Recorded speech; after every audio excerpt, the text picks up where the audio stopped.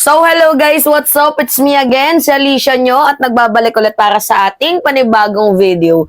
Alam nyo mga minamahal, hindi ko talaga maintindihan itong si Congressman Rodante Marcoleta. Hindi ko maintindihan kung pinapaganda mo ba yung imahe mo or binabantot mo yung pangalan mo. Kasi imagine ngayon, mayroong lumabas na na video na itong si Congressman Rodante Marcoleta daw po ay mag-rally, sasama sa isang rally. Alam nyo yung mga ganitong statement na binibitawan ni Congressman Marcoleta, parang ang napapansin ko dito, gusto niyang magpapansin sa mga Pilipino. Imagine negative man yan or positive, still publicity pa din naman yan. Lalo pat kung makikita ninyo sa mga recent survey, wala po dyan. Si Rodante Marcoleta, nasa pang 24. Tingnan nyo kasi ang nangunguna, si Erwin Tulfo, si Revilla, si Cayetano. Mostly yung mga nangunguna dyan, mga minamahal, ay mga kaanib, kapartido sa bagong Pilipinas slate ng ating presidente. At kung makikita din naman ninyo sa survey na yan, isa lang po ang nakapasok sa linya ng mga Duterte, which is itong si Senator Bongo. Laglag si Bato de la Rosa, laglag si Ipe, di ba? Nag-iisa lang, si Bongo lang po ang nakapasok. So ngayon, itong si Rodante Marcoleta, I think kailangan niyang gumawa ng way para umingay yung kanyang pangalan. Nung isang araw nga, inaway niya yung mga pa-surveyhan firm, if I'm not mistaken. Sabi niya, bakit naman na pa-survey-survey? Dapat daw tanggalin yung mga survey-survey na yan. Sa aking pagkakadinig, yun po yung gusto niyang ipunto. Paano ba naman kasi mga minamahal, hindi kasama yung kanyang pangalan?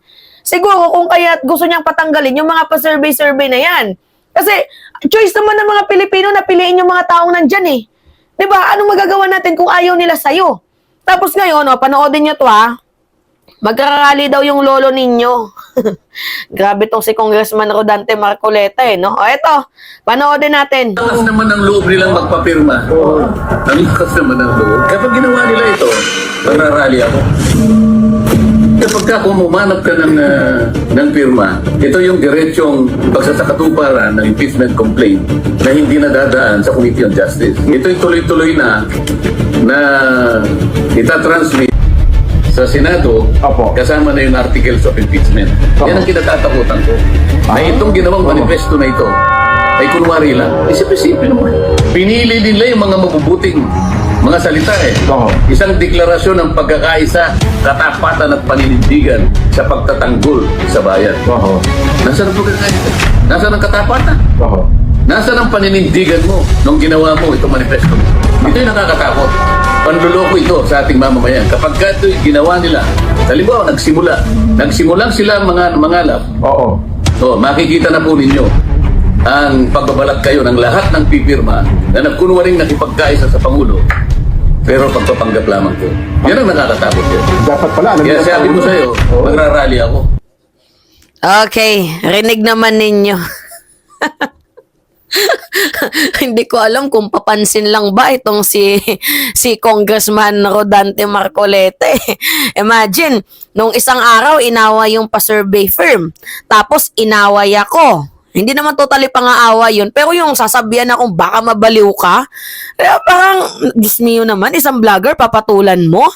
Samantalang yung tinutukoy ko doon sa video ko, INC, pinapatanggal na nga ba si Marcoleta? Question mark. Nagbase lang naman ako sa isang komento. At tama din naman yung sinabi ko, mga minamahal hindi naman dapat, kung tatakbo si Marcoleta, sana kinall out niya yung mga billboard na gumagawa na may kasamang muka ni Kibuloy. Imagine si Kibuloy nasasangkot sa napakadaming issue. Diba? Ang linis ng pagkatao. Congressman, makinig ka, ang linis ng pagkatao mo. Tapos yung mga gumagawa ng billboard na yan, okay lang, sige, kasi sabi mo, hindi naman daw yan galing sa'yo. Kasi kaya mo sinagot yung video ko, kasi inaakala mo na ang akala ko galing sa'yo yan. Okay, sige.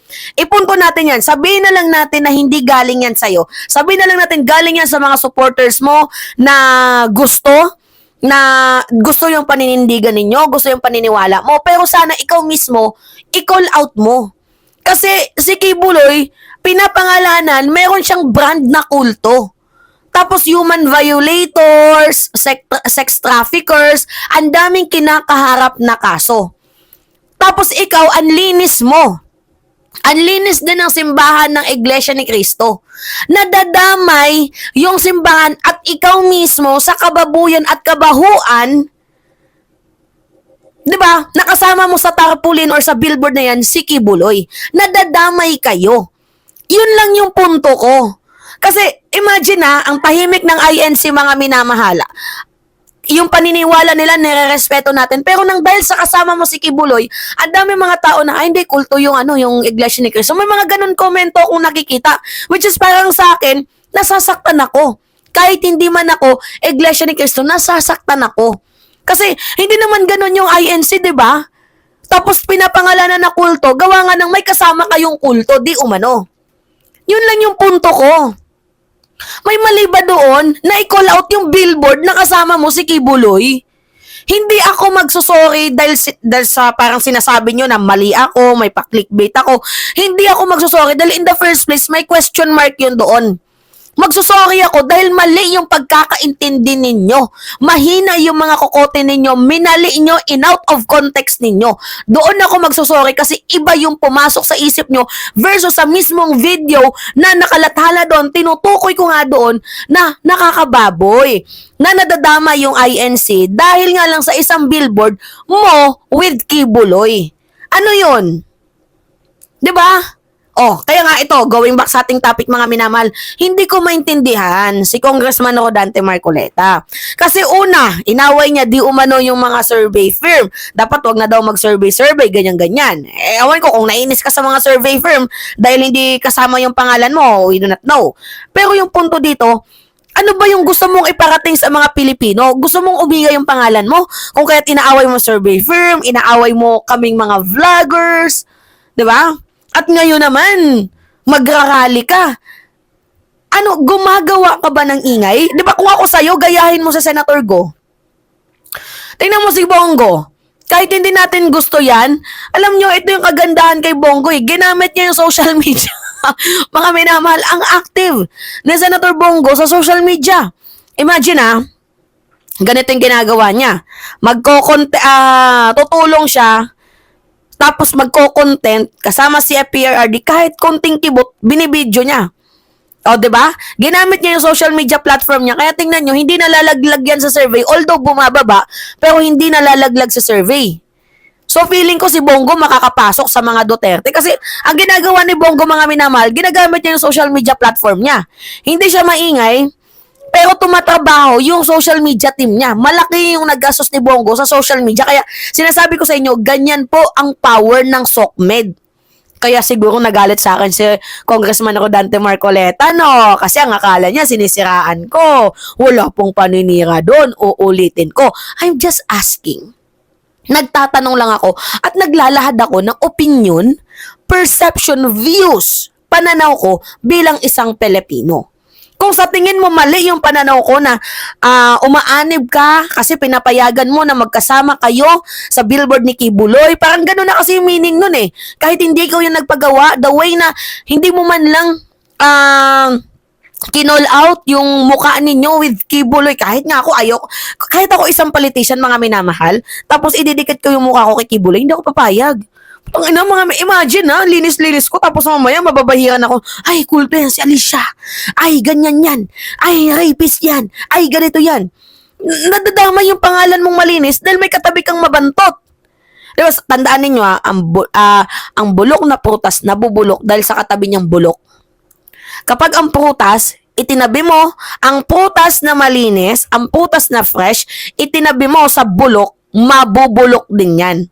Ganun yung ibig kong sabihin. Kaya, Congressman, pasensya na kung mali yung pagkaintindi mo. Ang punto ko lang talaga naman dito, wag mo sanang hayaan na dumami pa yung billboard na kasama mo si Kibuloy kasi ikaw malinis kang tao. Si Kibuloy, di umano, ang daming kasong hinaharap. So sana, kinall out mo man lang yung billboard nakasama mo si Kibuloy. Ano yung ibig sabihin nun? May tandem yung INC dito sa kulto? Kasi ganun yung nagiging tingin ng mga Pilipino. Kahit basahin mo sa mga comment, nag-reflect lang din naman ako doon. At nagbigay ako ng opinion ko na dapat sana, kung pupwede, kung nag-iisip ka, umalis ka muna dyan sa inyo. Yung iba nagko-comment, mag-disfollow na daw. Ang iba may nag-comment naman, kinakahiya ka nila as a INC. Diba? Ganun yung mga naririnig kong komento at ganun yung nakikita ko. Ang akin lang naman, kung nakikinig ka, dapat sana umalis ka muna. Yun lang, wala akong sinabing pinapatanggal ka ng INC, nagtatanong lang ako doon. Ang punto ko dito, dapat sana umalis ka muna para nang hindi dadadamay yung Iglesia ni Cristo. Okay? Kung ikaw lang hindi kasama yung simbahan, okay yun. Kahit masiraan ka, wala naman kami pakialam doon. Pero yung nadadama yung relihiyon ninyo, parang it's a big no for me. Nasasaktan ako kasi may mga kaibigan akong INC. Hindi to panggagaslight ha. Sinasabi nyo nang gagaslight ako. Walang panggagaslight dito. Anyway, going back sa ating topic. So, yun ba yung punto mo, Marcoleta? Gumagawa ka ng ingay ngayon, kaya ang dami mong mga hanash? Yung survey firm, pinakailaman mo, nangaaway ka ng mga vlogger, ngayon magrarally ka? Ay, hindi naman ni Congressman Marcoleta, nakakabilib naman niyang mga ginagawa mo, kahit sinong demonyo hahanga sa'yo. Kahit sinong tao. Kayo mga minamahal, ano yung masasabi nyo sa video na to? Kayo na po ang humusga. Again, pengi lang po ako ng like, comment, and share. And subscribe na din sa ating YouTube channel. It's me again, Alicia Nyo, at nagbabalik ulit para sa ating panibagong video. Maraming salamat, mga minamahal.